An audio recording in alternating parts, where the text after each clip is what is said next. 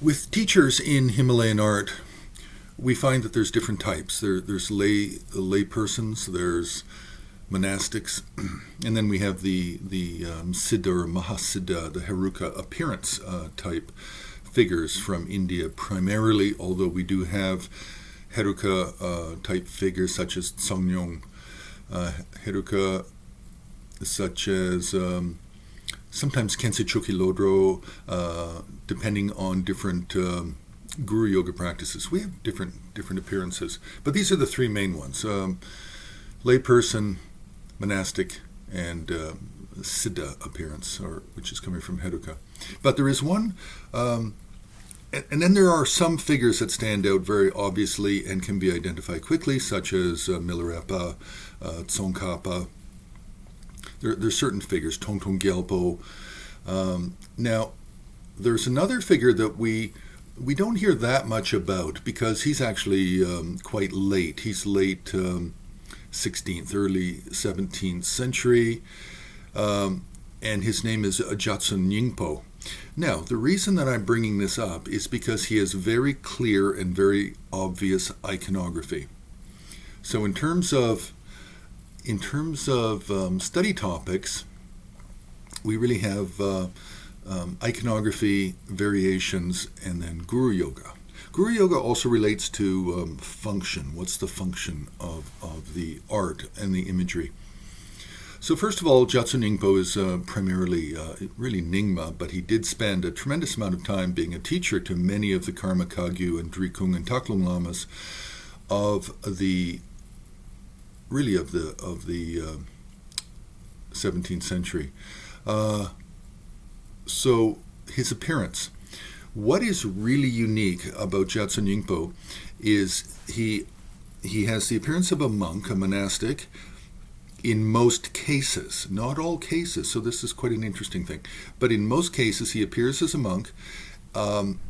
He has a red pandita hat often, but sometimes he'll have no hat. Other times he'll have a cap, similar to the Karma Kagyu, black caps and red and orange or speckled green, depending on which Tulku lineage, or even white, the white cap of the Karma Kagyu.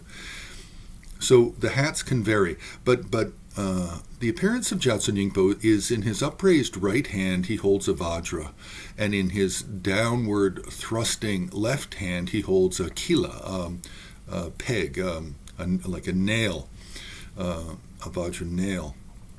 And he's in a seated posture. Usually he's in vajrasana position. He's in the full vajra posture. Now, what's especially unique about Jatson Nyingpo is he's almost always depicted with inside a rainbow sphere surrounded by fire, surrounded by flames, a kind of a perfect circle. Sometimes he can be depicted also as seated on a Vishva Vajra, a double Vajra seat, then a lotus. Then he's within this sphere of light, rainbow light, and then surrounded by, sometimes it's 1, 2, or 3 different types of rings of fire that can be going in different directions, alternating directions. So this is his basic appearance. His iconography has some variations in it in terms of the hat he's wearing or the clothing. And it's also based on a Guru Yoga practice. Now, full disclosure here, I've not read the Tibetan text of the Guru Yoga of Jatson Nyingpo, but I do know that it is popular in some circles, and I also know that block print images of Jatson Nyingpo are also made. And these are made as yantras. These are made as protections.